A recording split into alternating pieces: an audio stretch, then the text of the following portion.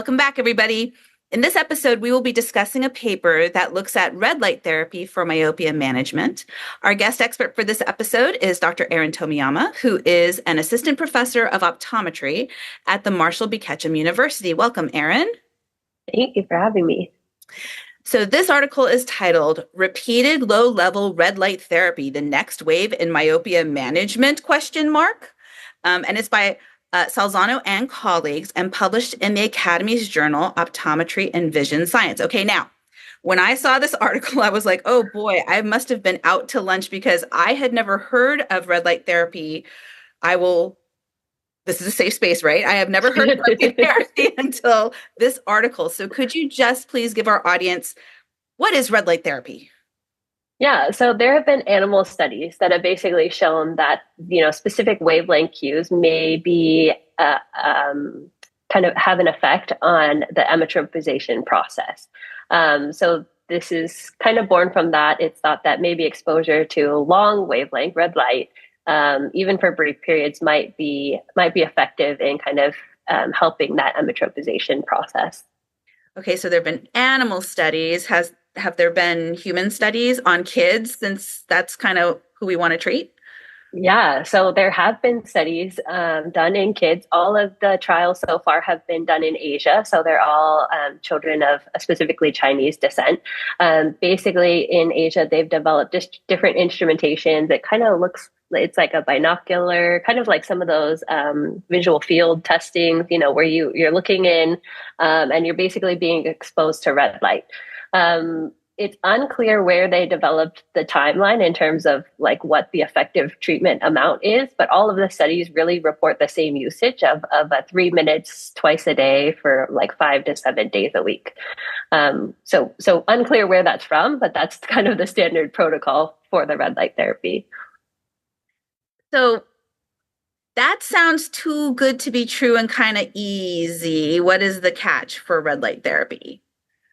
Yeah, so the paper kind of summarizes some of the studies that have been done and shows that, we are getting slowing of axial elongation, slowing of myopia progression, but these are pretty short-term studies. I think the longest one is a year. And so we do see a rebound effect once they kind of stop using the therapy, stop doing the red light. So we know, as with, some of our other therapies like atropine, that rebound effect basically can, negate or can take away from the treatment effect you get when you're using the therapy. Okay, well, that seems like a pretty significant catch, but can we kind of back up and why red light? Like, do we have a theory as to why red light may work? Yeah, so in terms of that whole emmetropization process and kind of feedback mechanism, we're looking at different wavelengths, right? And so due to chromatic aberrations, we know that blue wavelength kind of focuses more anterior, like think of cornea, right? So if the light is focused anteriorly, the eye is going to say, hey, I need to, maybe grow. And so that's kind of sending the signal to continue to grow.